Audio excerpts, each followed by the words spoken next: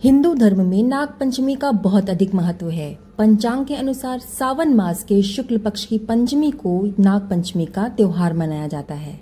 नाग पंचमी के दिन नागों को देवता मानकर उनकी पूजा अर्चना की जाती है। इस दिन के देवनाग 8 माने गए हैं। पंचमी के दिन अनंत, वासुकी, पद्म, महापद्म, तक्षक, कुलीर, करकट और शंख नाम के नागों की पूजा की जाती है। ऐसा माना जाता है कि नाग पंचमी के दिन नाग देवता की आराधना करने से सांपों का जो भय होता है वो खत्म हो जाता है। यानी कि अगर आपके सपने में सांप आते हैं और आप सोते हुए डर जाते हैं तो आपको नाग पंचमी के दिन नाग की पूजा जरूर करनी चाहिए। इससे जो भी आपका भय है वो दूर हो जाता है। इसके साथ ही सांपों को दूध का स्नान कराने और पूजन करने से अक्षय पुण्य की भी प्राप्ति होती है। इस दिन अगर आप प्रवेश द्वार पर नागों की चिन्ह बनाकर अगर उनकी पूजा करते हैं तो आपके घर के अंदर नागों के आने का भय भी समाप्त हो जाता है। इसके अलावा अगर आपकी कुंडली में काल सर्प दोष है तो आज के दिन नागों को दूध से स्नान कराने से आपके कुंडली का काल सर्प दोष भी दूर हो जाता है।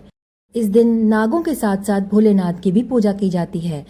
ऐसा माना जाता है कि अगर आप नाग देवता को दूध से स्नान नहीं करा सकते या आपके आसपास कहीं भी नाग देवता नहीं है और आप उनको दूध से स्नान नहीं करा सकते तो उसकी जगह पर आप भोलेनाथ को दूध से स्नान कराकर उसमें खील या फिर आप जिसको लावा भी बोलते हैं जो कि दिवाली में इस्तेमाल किया जाता है तो उससे भी आप उनका अभिषेक कर सकते हैं। यानी कि आपको सबसे पहले कच्चा दूध ले लेना है। आप गाय का कच्चा दूध ले लेंगे तो सबसे उत्तम होगा, या फिर अगर आपके पास गाय का दूध उपलब्ध नहीं है तो भैंस का या फिर किसी का भी आप दूध लेकर आप उसमें लावा या फिर खील डालकर उससे भगवान शंकर का अभिषेक करें। तो जब आप भगवान शंकर का अभिषेक करते हैं तो इससे क्या होगा कि आप भगवान शिव जी के साथ साथ नाग देवता का भी अभिषेक कर लेते हैं। हिंदू धर्म में नाग पंचमी का विशेष महत्व होता है।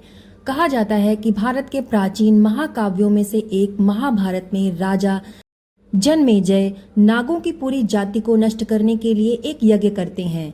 ये अपने पिता राजा परीक्षित की मृत्यु का बदला लेने के लिए कर रहे होते हैं, जो कि तक्षक सांप के घातक काटने का शिकार हो गए थे।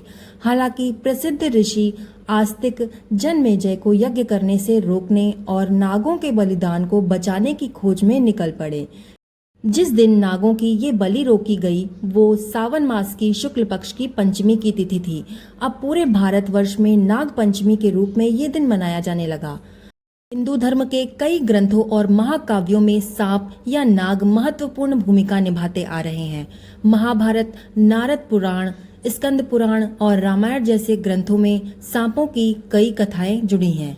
ऐसी एक और कहानी भगवान कृष्ण और कालिया नाग से भी जुड़ी है, जहां भगवान कृष्ण ने यमुना नदी पर कालिया नाग से लड़ते हुए और अंत में मनुष्यों को दोबारा परेशान न करने के वादे के साथ कालिया नाग को माफ कर दिया था। इसके अलावा गरुड़ पुराण के अनुसार भी ऐसा माना जाता है कि नाग पंचमी के दिन नागों की पूजा करने से भक्तों को सौभाग्य और समृद्धि की प्राप्ति होती है।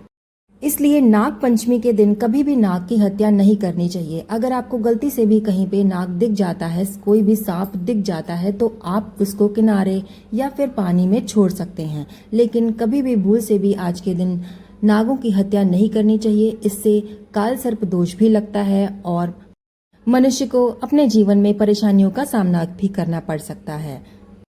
आइए अब जान लेते हैं कि साल 2024 में नाग पंचमी का त्योहार कब मनाया जाएगा। इस साल पंचमी की तिथि की शुरुआत होगी 9 अगस्त रात को 12:26 पर और पंचमी तिथि की समाप्ति होगी 10 अगस्त रात को 3:14 पर। तो इस प्रकार से उदयातिथि के अनुसार नाग पंचमी का त्योहार 9 अगस्त को मनाया जाएगा, जो कि शुक्रवार का दिन पड़ेगा।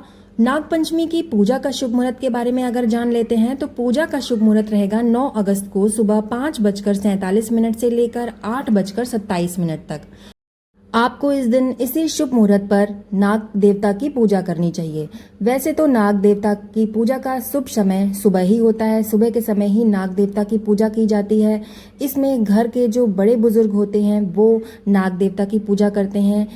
पहले हम लोग जॉइंट फैमिली में रहा करते थे, तो इसलिए घर के बड़े बूढ़े जो भी होते थे वो नाग देवता की पूजा किया करते थे। लेकिन अब जो न्यूक्लियर फैमिली में हम रहते हैं, छोटी फैमिली में रहते हैं, तो उसमें घर की जो बड़ी महिला होती है, घर की जो स्त्री होती है, उसको नाग देवता की पूजा जरूर करनी चाहिए। इसकी जो पूजा है अलग अलग क्षेत्रों में अलग अलग तरीके से होती है। जैसे कि ग्रामीण क्षेत्रों की बात करें तो इसके लिए इस दिन ग्रामीण क्षेत्रों के लोग इस दिन गोबर से अपने पूरे घर को लीपते हैं। इसके बाद स्नान आदि से निवृत्त होकर साफ सुथरे वस्त्र धारण करते हैं। इसके बाद घर का जो मुख्य द्वार होता है वहां पर नाग देवता की गोबर से ही आकृति बनाई जाती है और उसी आकृति की पूजा की जाती है। उस पे रोली, पुष्प और पान के पत्ते, सुपारी आदि चढ़ाए जाते हैं। इस दिन चने और खीर जरूर बनाए जाते हैं और नागों के को भोग के रूप में ये अर्पित किए जाते हैं। लेकिन आजकल बहुत जगह पर गोबर उपलब्ध नहीं होता है, तो आप अगर गोबर आपके पास उपलब्ध नहीं है तो आप उसकी जगह हल्दी का भी प्रयोग कर सकते हैं। हल्दी से भी आप नाग और नागिन की आकृति बनाकर उसकी पूजा कर सकते हैं। इसके बाद गाय के कच्चे दूध से नाग का अभिषेक किया जाता है। जो नाग की आकृति आपने बनाई है उसका अभिषेक किया जाता है और उन पर कोई भी दूध की बनी चीज जैसे कि खीर वो प्रसाद के रूप में अर्पित की जाती है। तो आज के दिन अगर आप ऐसा करते हैं तो आपकी कुंडली में कोई भी राहु दोष है या फिर काल सर्प दोष है वो दूर हो जाता है और आपके जीवन में जो भी बाधाएं हैं, जो भी कार्य रुके हुए हैं वो पूरे हो जाते हैं और सारी बाधाएं दूर हो जाती हैं। तो आपको हमारा आज का वीडियो कैसा लगा हमें कमेंट में ज़रूर बताइएगा और आप ये भी बताइएगा कि आप हमारा वीडियो कहाँ से देख रहे हैं। चैनल पर नए हैं तो प्लीज़ हमारा चैनल सब्सक्राइब करिएगा। वीडियो पसंद आया है तो लाइक और अपने फैमिली एंड फ्रेंड्स में शेयर ज़रूर करिएगा। वीडियो को लास्ट तक देखने के लिए आपका धन्यवाद।